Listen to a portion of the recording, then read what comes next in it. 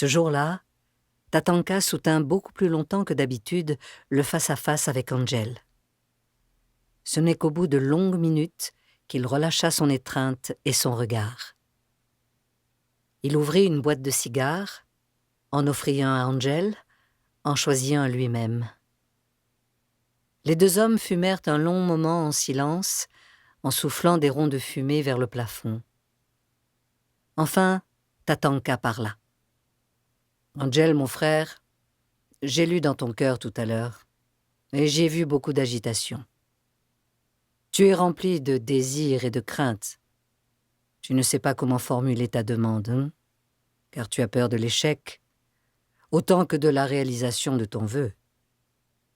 Mais quel est ton vœu, Angel ?» Angel observa les ronds de fumée qui s'entrelaçaient au plafond comme une colonie de serpents.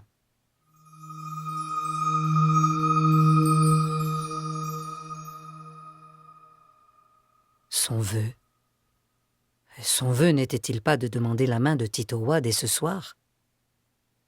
Son vœu n'était-il pas de s'installer quelque part avec elle, dans une jolie maison entourée de jardins, d'arbres et d'oiseaux? Toujours plongé dans la contemplation des serpents de fumée, Angel détaillait en pensée toutes les bonnes raisons qu'il avait de faire la conquête de Titowa.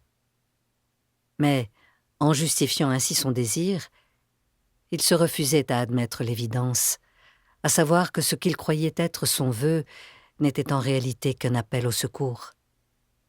Il n'osait s'avouer à quel point il était las de parcourir le monde, sans jamais revenir poser ses valises quelque part, à quel point l'ennuyaient ces rencontres sans lendemain que lui offraient les filles fleurs des villes et des ports, à quel point il souffrait de la solitude et de cette sensation de vide qui l'habitait en permanence.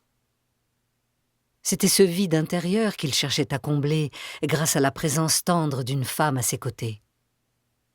Incapable de vivre en paix avec lui-même, il attendait de Titowa qu'elle lui apporte ce qui lui faisait défaut, sa part manquante.